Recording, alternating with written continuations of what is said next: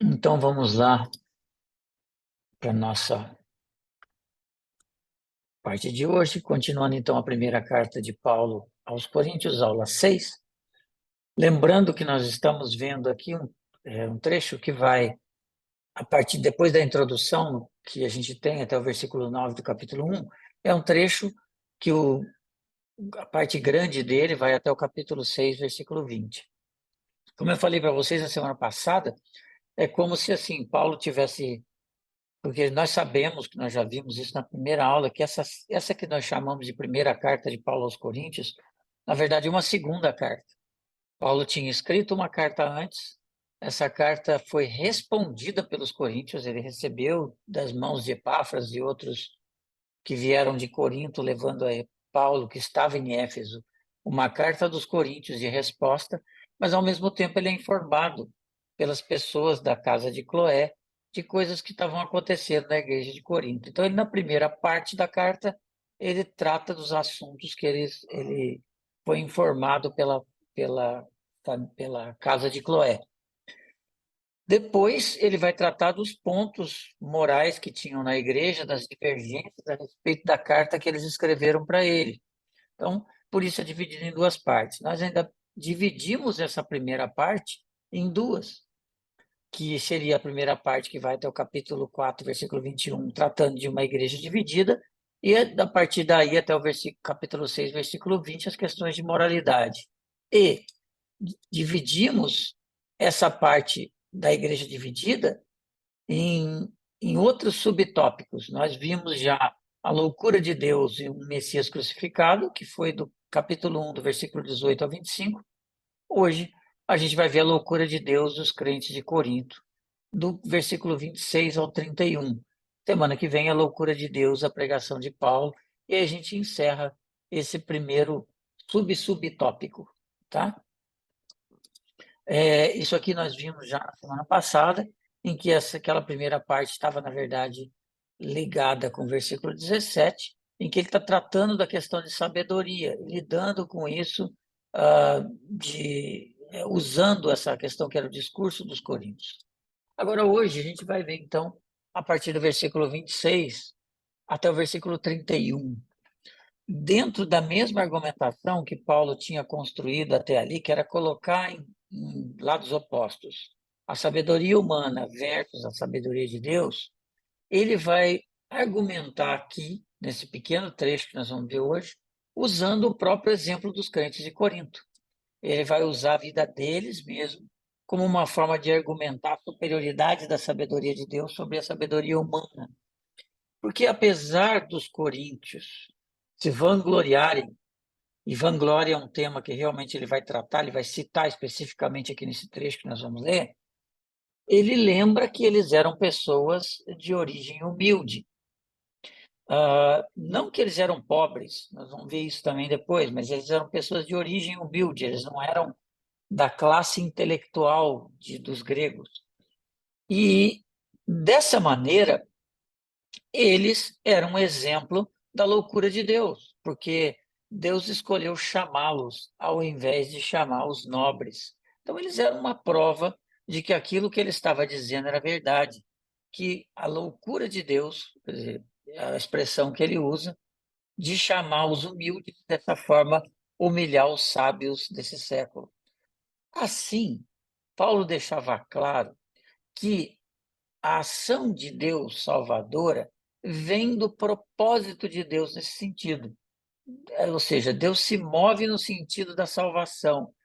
E que não é por conta das nossas boas atitudes que Deus olha para nós e diz: "Oh, que filho bom, eu vou até lá revelar Jesus para ele, porque ele é tão bom."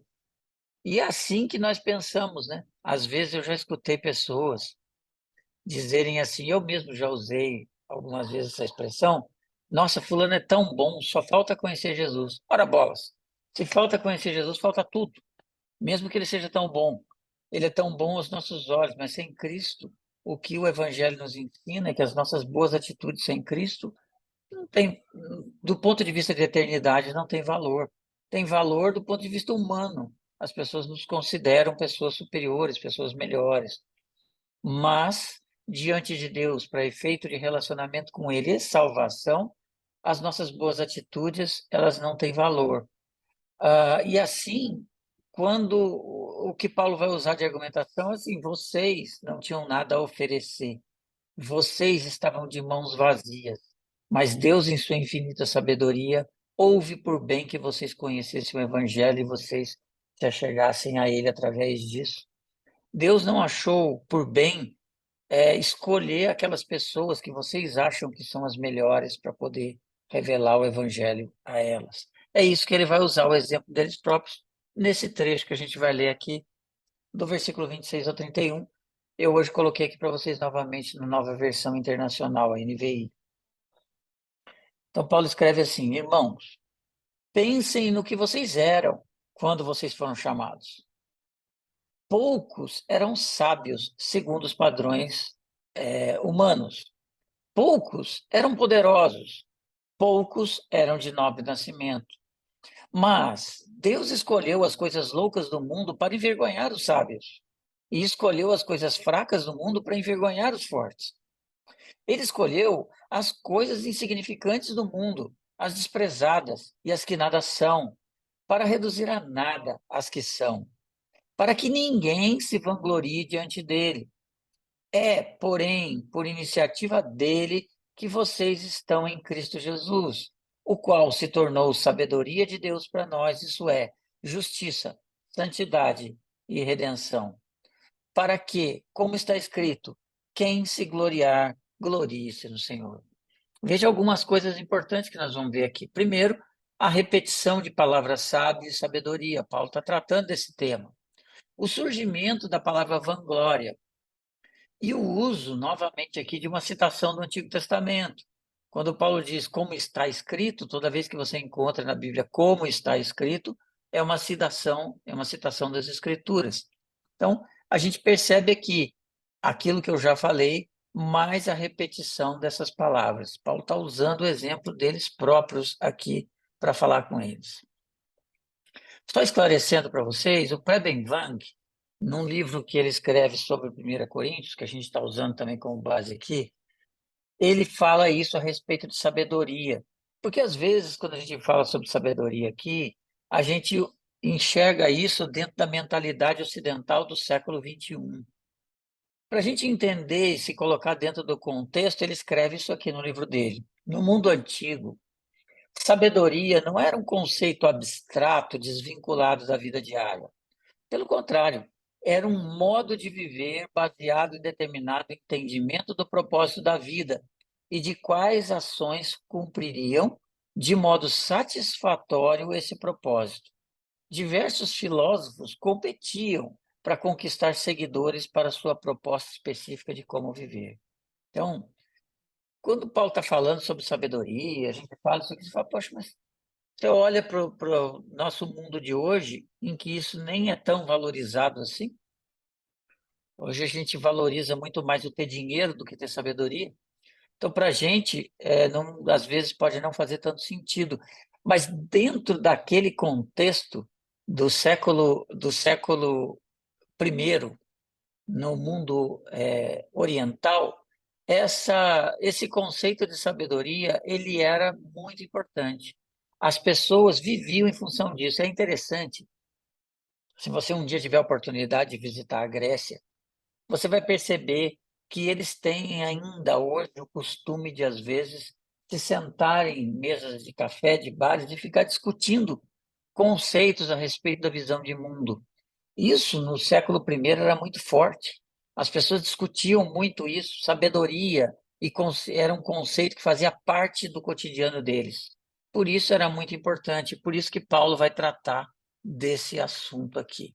Aí você pegando o versículo 26, você vê lá, irmãos, pensem no que vocês eram quando foram chamados. Aqui está aquilo que eu disse para vocês que Paulo está chamando a atenção aqui. Lembra do que vocês eram. Aqui, a gente pode até já começar a colocar nossa própria vida diante disso. Porque é interessante eu observar certas coisas. Depois de alguns anos de vida cristã, a gente pode seguir dois caminhos. A gente pode, ou mais, mas Eu vou citar especificamente dois. A gente pode seguir o caminho de quanto mais a gente conhece do Evangelho, mais a gente se entende como devedor de Cristo. E dessa maneira, quando a gente olha para uma pessoa que não conhece a Cristo e que vive uma vida que, para os nossos padrões, é uma vida completamente distante do Evangelho, e olha para essa pessoa com a compaixão que é necessário, ou mesmo quando a gente olha para uma pessoa que acabou de conhecer o Evangelho e ainda tem pouco conhecimento dele e ainda vive uma vida de quedas, de altos e baixos, a gente olha para essa pessoa entendendo o seguinte: eu já fui assim um dia. Eu já tive um dia em que eu vivi dessa maneira, em que eu não tinha entendimento e que por isso eu fazia esta e essas coisas de maneira semelhante. Eu posso olhar para essa pessoa, talvez, com o olhar de quem já adquiriu muito conhecimento, fala, como que pode pensar dessa maneira? Então, a gente deve sempre se recordar de onde a gente saiu, de onde Deus nos tirou, e dessa maneira sempre olhar para aqueles que enfrentam lutas e dificuldades com um pouco mais de empatia. Mas se você olhar para esse início da chamada aqui, quando Paulo diz poucos eram sábios segundo os padrões humanos, pouco poderosos e poucos nobres de nascimento, mas quando você olha para irmãos, pensem no que vocês eram. Se você tem alguma outra tradução da Bíblia, você vai poder encontrar escrito assim: irmãos e irmãs, por exemplo, citado ali. O que a gente entende disso é que o que Paulo está usando aqui nesse versículo 26 é uma ilustração do que ele acabou de tratar no capítulo, do versículo 18 ao 25. Ele está dando uma ilustração para falar, como ele falou sobre sabedoria, sobre a loucura de Deus, que chamou os humildes para humilhar os sábios. Ele fala assim: irmãos e irmãs, pensem no que vocês eram. É uma ilustração. Então, ele deseja que os coríntios, então, olhem para si mesmo, como ele poderia estar dizendo para você agora. Experimente olhar para você mesmo antes de Cristo. Experimente ver quem você era. Então, ele deseja que eles olhem para a condição deles antes de conhecer a Cristo e perceber que quando Deus os chamou, ele não olhou para quem eles eram e os chamou por isso, por esse motivo, porque eles eram bons segundo os critérios humanos. Porque se Deus tivesse usado esse critério, não teria chamado aquelas pessoas. É isso que Paulo quer dizer.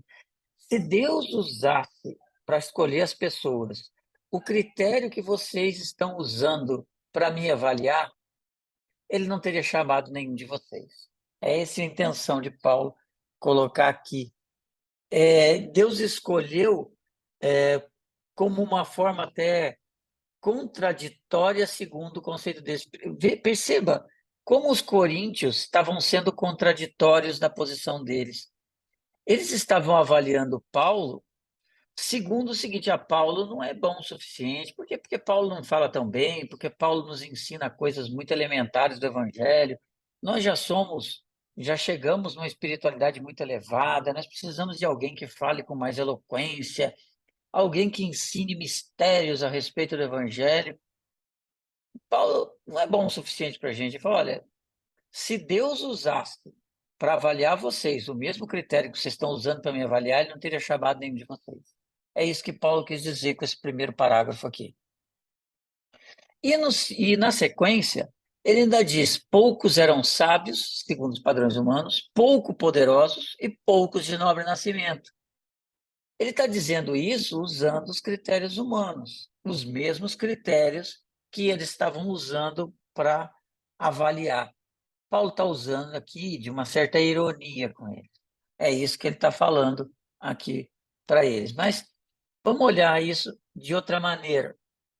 Quando Paulo está usando essas palavras, e aqui estão as palavras gregas que ele está usando, sofoi, natoi e engenês, Paulo tem algumas coisas aqui.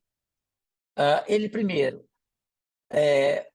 quando ele fala poucos eram sábios, pouco poderosos, ele não está dizendo que não tinham sábios nem pessoas influentes no meio deles. Nós sabemos que tinham. Por exemplo, Epáfras, que eu já citei aqui, que foi o portador da carta, era alguém poderoso, era alguém de influência. Você tinha outros, Crispo e outras pessoas que eram pessoas influentes e poderosas no meio. Paulo está dizendo que poucos eram assim, a grande maioria não era. E aqui, quando você vê, tem a citação aqui de 1:24, onde ele diz: Mas para os que foram chamados, tanto judeus como gregos, Cristo é o poder de Deus e sabedoria de Deus. Quando Paulo está dizendo poucos eram sábios e poucos eram poderosos, ele, na verdade, está fazendo uma ligação com aquilo que ele citou no versículo 24. Por isso que ele citou poucos poderosos e poucos eram sábios. Como ele está fazendo uma ilustração, ele já pega o que ele disse no versículo 24, que Cristo é o poder, Cristo é a sabedoria. Vocês, no entanto, poucos de vocês, segundo os padrões humanos, eram poderosos, poucos eram sábios. Então, ele está usando os mesmos critérios dele para poder fazer uma correlação. Então, a escolha desses termos, que lá em cima foi de uma forma adjetiva, ele usou um adjetivo, que ele diz: Cristo é o poder e a sabedoria. É um adjetivo de Cristo, é uma qualidade que está em Cristo. Aqui ele está usando como substantivo. Poucos de vocês são sábios, não é um adjetivo, é uma qualidade, é um subjetivo que ele está usando aqui. E ele diz que Cristo é a sabedoria e o poder, portanto, em oposição aos humanos que ele coloca. E esses nobres nascimentos aqui? Por que só aparece esses nobres nascimentos se não tem a citação anterior? Bom, aqui ele já está fazendo uma ligação com algo que ele vai citar no final dessa passagem, que é o texto de Jeremias, capítulo 9, versículo 23 e 24. O texto de Jeremias, capítulo 9, versículo 23 e 24, está escrito assim: Assim diz o Senhor: Não se glorie o sábio em sua sabedoria, nem o forte em sua força, nem o rico em sua riqueza, mas quem se gloriar, glorie-se nisso, em compreender-me e conhecer-me, pois eu sou o Senhor e ajo com lealdade, com justiça e com retidão sobre a terra, pois é dessas coisas que me agrado, declara o Senhor. Se você perceber, Jeremias usa aqui, quando ele fala: não se glorie o sábio em sua sabedoria, semelhante ao que Paulo está colocando aqui, nem o forte na sua força, e a palavra forte aqui tem a mesma ligação com poderoso, a palavra dinatói. Aqui estava escrito no hebraico, mas a tradução da Septuaginta para o grego é a mesma palavra. Mas ele usa que nem o rico em sua riqueza. E Paulo, ao invés de rico, usa nobre nascimento. Ele faz essa mudança aqui no versículo 23. O que tem. Por que essa mudança que Paulo faz? Os coríntios eram ricos, na sua maioria. Mas se você lembrar do começo, quando a gente começou a falar sobre as características da sociedade de Corinto, eles eram formados basicamente por pessoas que tinham sido libertas das prisões romanas e que tinham sido mandados para lá.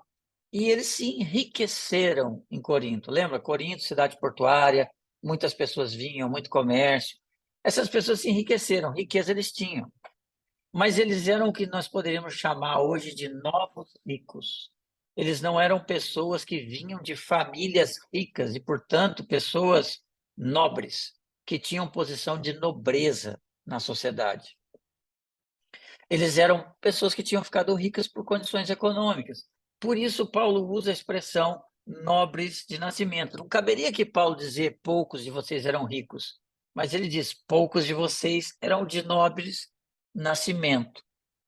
Paulo não está excluindo que na igreja de Corinto tinham sábios, que a igreja tinha poderosos, que na igreja tinham de nobres nascimento.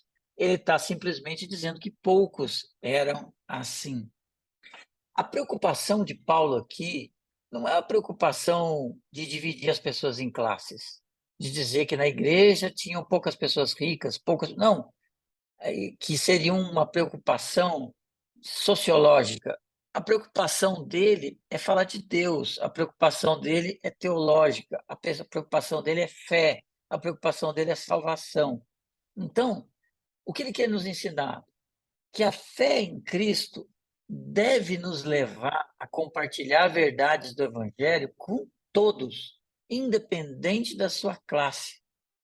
E que o padrão de sabedoria deve ser o padrão de sabedoria de Deus e não o padrão de sabedoria humana. A gente tem muita dificuldade hoje para compartilhar o Evangelho com algumas pessoas. Tem pessoas que, entre nós, têm dificuldade para compartilhar o Evangelho com pessoas muito humildes, por exemplo, porque ele não consegue, às vezes, falar o linguajar deles. Tem outras, e por incrível que pareça, eu acho que a maioria tem dificuldade para compartilhar o Evangelho com pessoas mais sábias ou pessoas mais nobres. E eu acho até que é muito mais desafiador compartilhar o Evangelho com pessoas que têm mais conhecimento. Porque, às vezes, quando a gente vai pregar o Evangelho para alguém que é muito humilde, essa pessoa, às vezes, ela está numa posição de carência material e até intelectual tão grande que você tem mais espaço para poder fazer isso na medida que você compartilha coisas materiais e coisas de conhecimento. Você, às vezes, pregar o evangelho para pessoas que são ricas e para pessoas que têm muito conhecimento de muitas coisas é um desafio, porque você não tem o que é material para oferecer para essa pessoa e você muitas vezes se sente inferior a isso. Veja, por mais rica e por mais sábia que a pessoa possa ser, segundo os padrões desse mundo, é que eu estou usando a palavra sabedoria no sentido de sabedoria humana, tá? Ela pode ser muito sábia do ponto de vista humano, saber muita coisa, ser um doutor, um PhD, alguma coisa, mas em termos do evangelho, ela é tão carente quanto uma pessoa carente. E assim eu devo compartilhar verdades do evangelho com todas as pessoas, independente do que ela sabe. Todas as pessoas precisam conhecer verdades do evangelho. E a gente, às vezes, prega o evangelho com muito mais facilidade para pessoas que têm necessidades materiais que a gente pode, de alguma forma, suprir. Todos eles, todos precisam saber das verdades do evangelho. Nos versículos 27 e 28, Paulo escreve assim, então: Mas Deus escolheu as coisas loucas do mundo para envergonhar os sábios, e escolheu as coisas fracas do mundo para envergonhar as fortes. Ele escolheu as coisas insignificantes, as desprezadas, que nada são, para reduzir a nada as que são.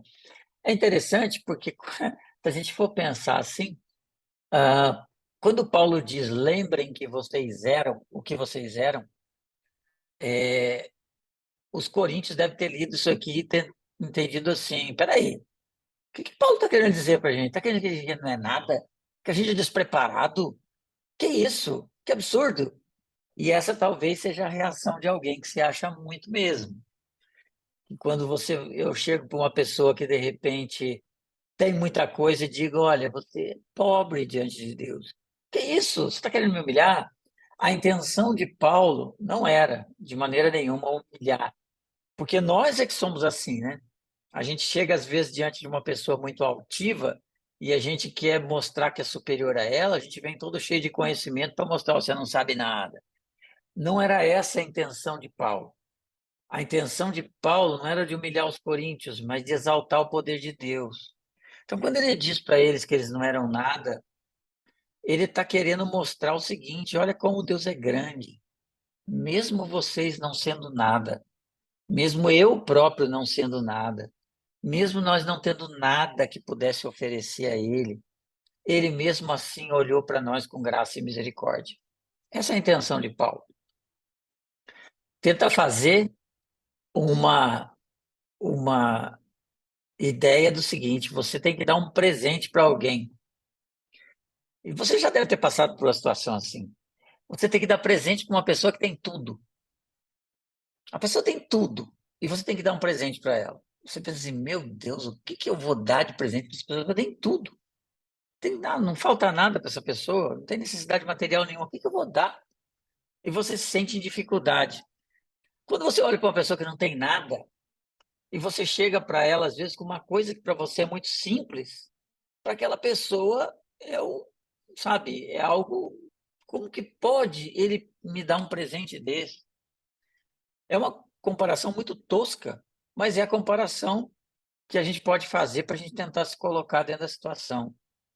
Quando Deus nos dá de presente algo, Ele está nos dando algo que nós não poderíamos conquistar de maneira nenhuma com as nossas próprias forças. E Ele nos dá de presente a salvação em Cristo Jesus, o relacionamento com Ele próprio, a grandeza da presença de Deus na nossa vida. Ele nos dá de presente para nós que não somos nada. Isso deveria nos fazer olhar para Ele como alguém que não tem nada. E de repente chega alguém e nos dá um presente aos nossos olhos enorme. E a gente pensa, como pode ele me dar algo assim, sem que eu tivesse feito nada para ele de bom? Ele nos dá pelo próprio amor que ele tem por nós. Essa deveria ser a maneira de nós olharmos para o Evangelho. Então, ele não está querendo humilhar ninguém. Quando ele chamou os coríntios, então, para poder manifestar o seu próprio caráter, cheio de graça, cheio de bondade.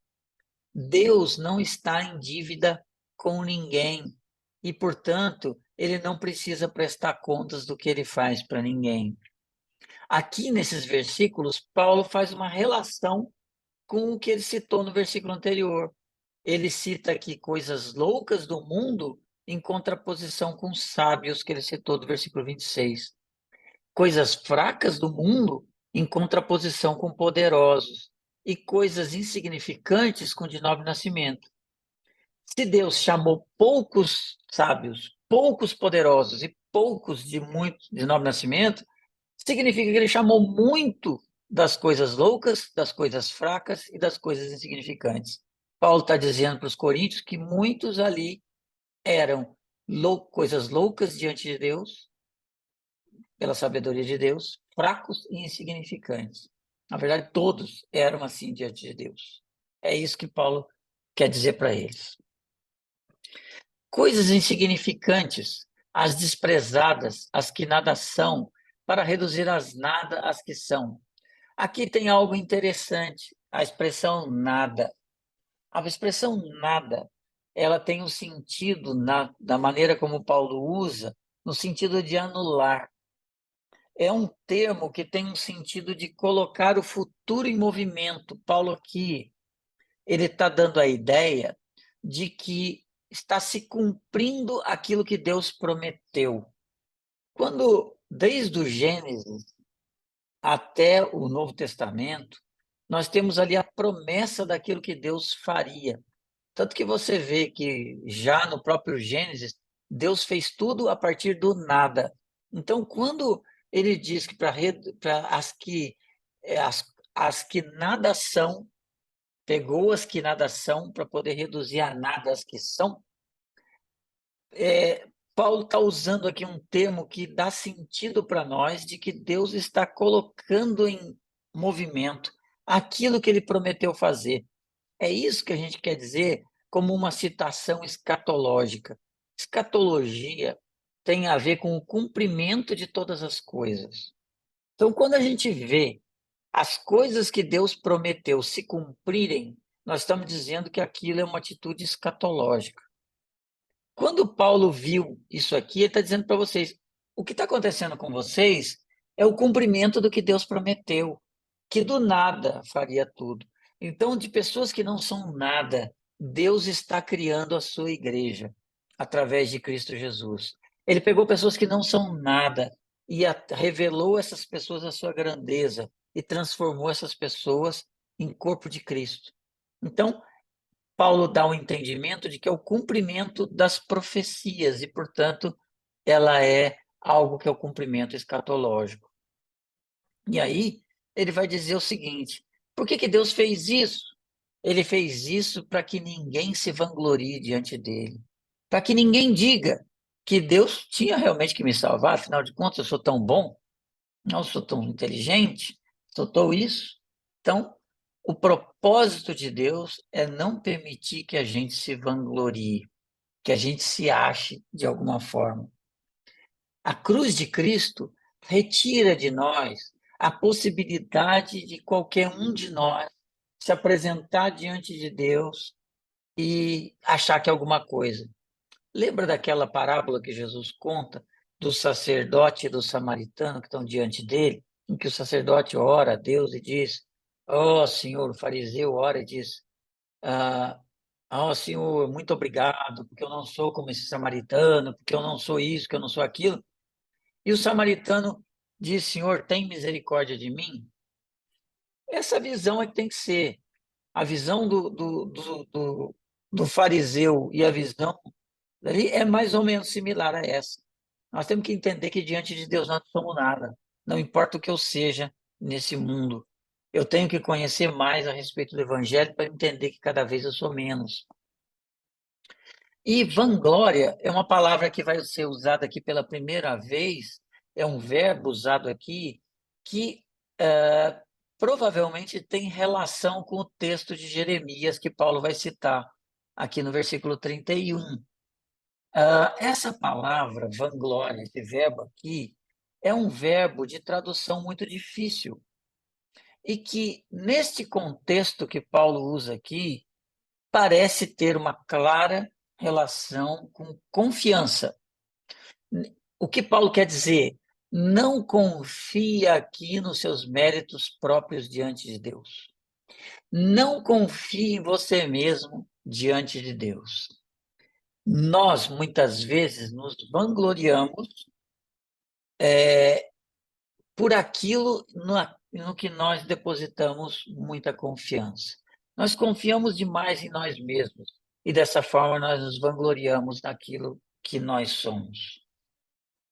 Cristo é suficiente para qualquer um e nós devemos depositar nele a nossa confiança. Essa talvez seja uma boa maneira da gente entender o que é fé, porque fé não é algo intelectual. Fé é algo que tem a ver com depositar a nossa confiança total em. Então, eu deposito a minha confiança totalmente em Deus. Não basta eu saber que Cristo morreu na cruz para minha salvação. Eu tenho que crer, e como que eu creio? Eu creio entendendo o seguinte: esta é a única maneira que eu tenho de chegar até Deus. Eu não tenho nenhuma outra. Não seria pelas minhas atitudes, não seria por nada. Eu preciso realmente de, eu preciso realmente de Cristo para poder chegar até Deus. Então, Cristo, ele é suficiente. Se nós confiamos totalmente nele, nós também gloriamos nele. Por isso que ele diz que aonde que teria em nós motivo de vanglória? Nenhuma, porque eu não posso chegar diante de Deus nenhuma. Se você pegar, por exemplo, em Romanos, capítulo 3, versículo 27, Paulo vai dizer exatamente sobre isso. Ele vai escrever assim: onde está então o motivo de vanglória? É excluído? Baseado em que princípio? Na obediência à lei? Não, nos princípios da fé. Ele escreve isso em Romanos, capítulo 3, versículo 27. O entendimento correto do evangelho deve nos levar a isso. Ele diz assim: é, porém, por iniciativa dele que vocês estão em Cristo Jesus, o qual se tornou sabedoria de Deus para nós, isso é, justiça, santidade e redenção. Para que, como está escrito, quem se gloriar, glorie-se no Senhor. Versículos 30 e 31 aqui de 1 Coríntios, capítulo 1. Dependendo da versão da Bíblia que você tiver, esse versículo 30 pode te dar uma interpretação equivocada. Eu peguei aqui, por exemplo, a versão árabe, que a maioria de vocês tem. Ela está escrita um pouco melhor do que a King James, mas ela está escrita assim: mas vós sois dele, em Cristo Jesus, o qual se nos tornou, da parte de Deus, sabedoria, justiça, santificação e redenção. Na King James, ela ainda dá uma outra conotação, que é como se, da King James, é como se Paulo dissesse assim: Cristo é fonte de sabedoria para nós. Bom, Cristo é realmente fonte de sabedoria para nós, mas não foi isso que Paulo quis dizer aqui. O que Paulo quis dizer aqui, ele está dizendo que, primeiro, ele disse que a sabedoria humana era nada. Então, ele não está querendo dizer que agora vocês que têm Cristo são muito sábios. Não é essa a intenção dele. Ele está dando muito mais ênfase naquilo que Deus fez por nós. Então, o que ele está dizendo assim, Deus fez de Cristo a verdadeira sabedoria. A verdadeira sabedoria está em Cristo. E logo a seguir, ele usa três palavras que são ligadas à nossa salvação: justiça, santidade e redenção. Ele vai usar essas três palavras aqui para falar conosco. Então, ele não está querendo dizer que Cristo é fonte de sabedoria para nós. Ele, na verdade, ele quer que nós percebamos isso. Ele queria que os coríntios percebessem isso. Cristo é a verdadeira sabedoria e Cristo é a fonte da nossa salvação. É isso que ele quer nos falar. Por isso, ele cita os três, e interessante que ele cita os três de uma forma inversa do que normalmente se alguém que é muito entendido das Escrituras fosse escrever. Porque a sequência lógica seria redenção, seguido de justiça, que é a nossa posição diante de Deus, e santidade, que é a nossa transformação. Nós fomos redimidos, ou seja, nós fomos perdoados, nós fomos transformados por Cristo. E a palavra redenção é uma palavra ligada à libertação de escravos. Nós fomos redimidos, nós fomos comprados pelo sacrifício de Cristo, que se fez justiça por nós. Cristo não nos transformou em pessoas justas. Cristo foi justiça por nós.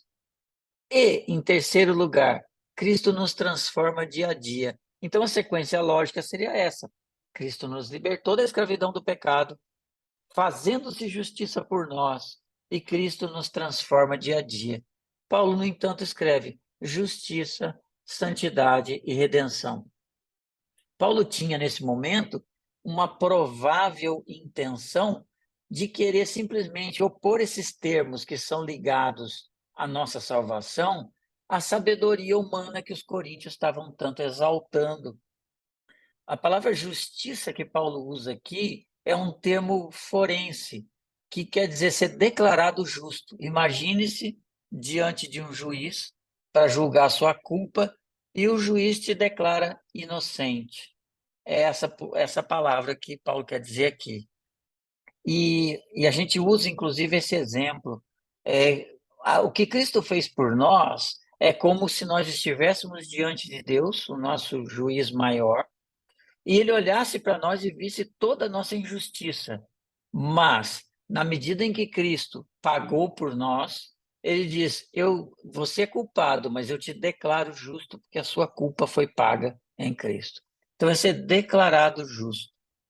O termo santidade é um termo que Paulo já usou no versículo 2 do capítulo 1. É um termo ligado à ética, ao viver cristão, ao nosso dia a dia. E, como eu disse, redenção ligado à libertação de escravos. Sabedoria de Deus, portanto, tem ligação com a nossa salvação. Sabedoria de Deus não é fazer da gente um cara mais inteligente. Sabedoria de Deus é nos transformar de criaturas em filhos. E a partir daí, nós podemos, pela inspiração do Espírito, buscar cada vez mais o conhecimento das profundezas de Deus. Mas isso não vai nos transformar em pessoas mais inteligentes, vai nos transformar em pessoas mais conhecedoras de Deus. O Gordon Fee escreve o seguinte a respeito disso: numa comunidade em que a sabedoria fazia parte de uma espiritualidade superior, e ele coloca entre aspas, porque assim mesmo tem que ser, divorciada, ou seja, completamente separada de atitudes éticas e consequências éticas, os coríntios estavam assim. Eles, porque eles se achavam que tinham muita sabedoria e estavam acima de tudo, eles podiam fazer o que eles quisessem, porque não tinham mais problema. Paulo diz que, sem dúvida, Deus fez que Cristo se tornasse sabedoria por nós. Mas isso significa que Deus fez com que ele, ou seja, Cristo, se tornasse aquele que redime do pecado e conduz à santidade, ou seja, um comportamento ético que está em consonância com o Evangelho. Cristo se fez sabedoria por nós para nos salvar e para nos transformar em pessoas que vivem de acordo com a sabedoria de Deus. Não foi simplesmente uma salvação, porque há um conceito algumas vezes equivocado no meio cristão de separar salvação de santidade. Essas coisas estão juntas. Eu tenho que entender que eu fui salvo por Deus, não porque ele me achou melhor e, portanto, eu agora sou salvo e acabou. Eu fui salvo para poder crescer no conhecimento da graça do conhecimento, crescer na graça e no conhecimento de Deus, e isso ser transformador das minhas atitudes. Ontem eu dei um exemplo muito simples lá no chá do Tales e da Lu, para vocês entenderem muitas vezes. O comportamento que nós devemos ter, ontem o exemplo lá é sobre pais e filhos. Então, eu sou um exemplo para os meus filhos quando eu, por exemplo, transmito amor de Deus nas minhas palavras. E nós, muitas vezes, dizemos assim, quando eu sou mal educado, grosso, estúpido com os meus filhos, eu digo assim, não, mas é porque você tem que entender, porque eu sou uma pessoa de gênio forte. Quando eu digo isso, eu estou, na verdade, dizendo que Deus não é poderoso para transformar o meu gênio. E o poder de Deus é visto na minha vida quando eu sou uma pessoa de gênio forte, mas o Espírito modera as minhas palavras. E eu me dirijo às pessoas da maneira como Deus se dirige a mim. Então, em coisas simples, eu tenho que demonstrar. Eu sou uma pessoa materialista. Todo mundo, às vezes, olha para a sua vida e vê que você é uma pessoa materialista. Mas você tem atitudes generosas. Então, o que que é? Materialista é a condição que eu sou no pecado, mas generosidade é algo que as pessoas estão vendo na minha vida. Por quê? Porque é o poder de Deus agindo em mim. Eu muitas vezes sou uma pessoa que ela é arredia ao convívio com os outros, mas eu passo a viver a igreja, eu passo a me importar com os outros. E aí as pessoas olham para mim, o que que acontece com essa pessoa aqui que é totalmente antissocial, mas aqui ele está no meio dos outros, envolvendo. Porque é o poder de Deus que age na minha vida. Então entenda que a salvação ela não é dissociada de uma transformação. A transformação tem que acontecer. E a transformação ela não acontece porque eu entendo, não, agora eu tenho que ser assim. Eu tenho que fazer isso. Não, não é que eu tenho que fazer isso, é legalismo. Eu faço por amor a Deus. Quando eu vou fazer algo que é contra a minha vontade natural, mas eu faço aquilo porque eu entendo assim, não é porque Deus quer isso de mim, porque o nome de Deus é glorificado naquilo que eu faço. Então, dessa maneira, eu estou entendendo o Evangelho. Existe muita gente que às vezes não entendeu direito o Evangelho. Faz as coisas por obrigação e faz questão de demonstrar que está fazendo por obrigação. Isso é um desconhecimento da verdade do Evangelho. Quando a gente conhece a verdade do Evangelho, a gente faz contra a nossa natureza, mas a gente faz por amor aquilo que Cristo fez por nós e não por simples obrigação. Aí no versículo 31, Paulo encerra citando o texto de Jeremias, como está escrito. Como está escrito aonde? Em Jeremias 9:24. Quem se gloriar, glorie-se no Senhor. E Jeremias escreve, mas quem se gloriar, glorie-se nisso, em compreender-me, conhecer-me, pois eu sou o Senhor, e ajo com lealdade, com justiça e retidão sobre a terra, pois é dessas coisas que me agrado, declara o Senhor. A citação de Jeremias, capítulo 9:24, foi uma acusação de Deus contra Israel por falta da verdadeira sabedoria. Paulo tira agora o final do versículo e faz uma adaptação aqui. Ao invés de, quando Jeremias escreve assim, mas quem se gloriar, glorie-se nisto. Paulo pega e faz uma resumida e diz, quem se gloriar, glorie-se no Senhor. É uma referência direta a Cristo. E, portanto, Paulo está dizendo aqui que Cristo é Deus. Na hora que ele cita uma palavra de Deus falando de si mesmo, para dizer glorie-se no Senhor. A palavra Kyrios, que Paulo cita aqui, é uma palavra de referência a Cristo. Ele está, portanto, dizendo glorie-se em quem? Glorie-se em Cristo. E Cristo é Deus. É isso que ele está dizendo. O que a gente pode aplicar disso para a nossa vida como cristão? Eu separei duas coisas aqui. O pensamento cristão deve ser focado na cruz de Cristo.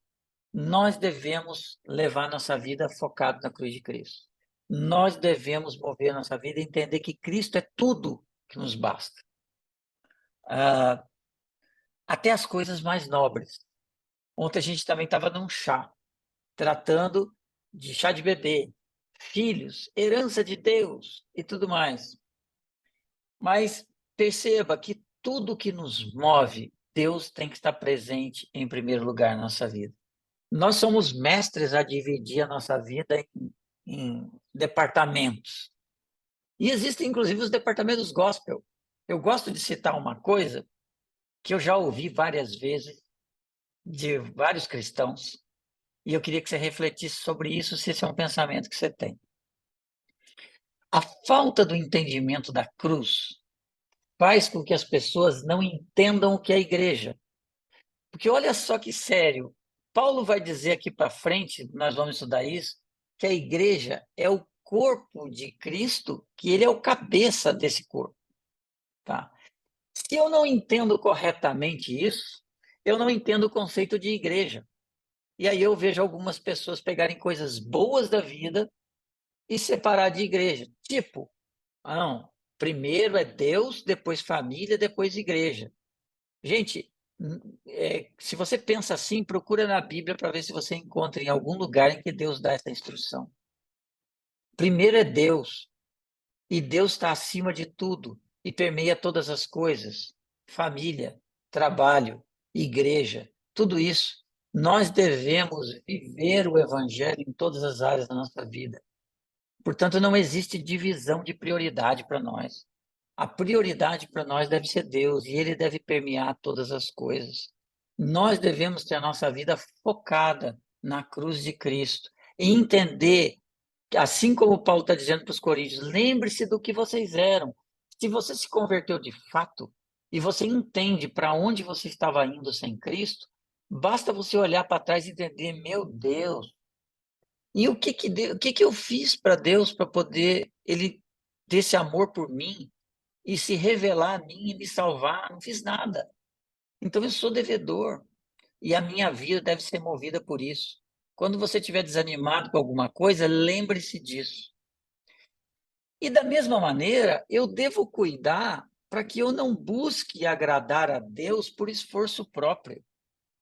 É difícil para você fazer muitas coisas? É difícil para mim, é difícil para todos vocês. Mas eu devo buscar em Deus a força para poder viver o Evangelho. E assim eu devo dar glórias a Deus por aquilo que Ele faz, e não a mim mesmo. Então, se você tem alguma dificuldade no viver cristão, e todo mundo tem, então se você não tem, eu fico preocupado, mas se você tem alguma dificuldade, você é normal, entenda isso. Todos nós temos. Eu devo olhar aquilo e consagrar aquilo a Deus e buscar que Deus transforme essa área da minha vida, para que Ele seja glorificado naquilo que eu faço. Se as pessoas na sua vizinhança, na sua casa, no seu trabalho, estão enxergando em você traços de humanidade, traços de atitude de uma pessoa que não conhece a Cristo, ou não só traços, mas a verdadeira personificação de alguém que não conhece a Cristo, e você tem a certeza de que Cristo é o Senhor da sua vida, então comece a colocar essas áreas diante de Deus e buscar em oração e leitura bíblica a transformação disso. Ah, eu sou uma pessoa muito irritada. Então tá bom, pega a sua Bíblia e lê todos os textos em que falam de ira humana e veja o que Deus fala sobre isso e busque a transformação disso. Ah, eu sou preguiçoso. Então pega tudo que está na Bíblia sobre preguiça e coloca isso diante de Deus para que Ele te transforme, para que você seja uma pessoa disposta. Ah, eu tenho dificuldade de perdoar. leia tudo sobre perdão e entenda o que Deus fala. Então, nós devemos buscar sabedoria de Deus para a nossa transformação e não nossa sabedoria. Aqui eu encerro por hoje e deixo à disposição de vocês, se alguém quiser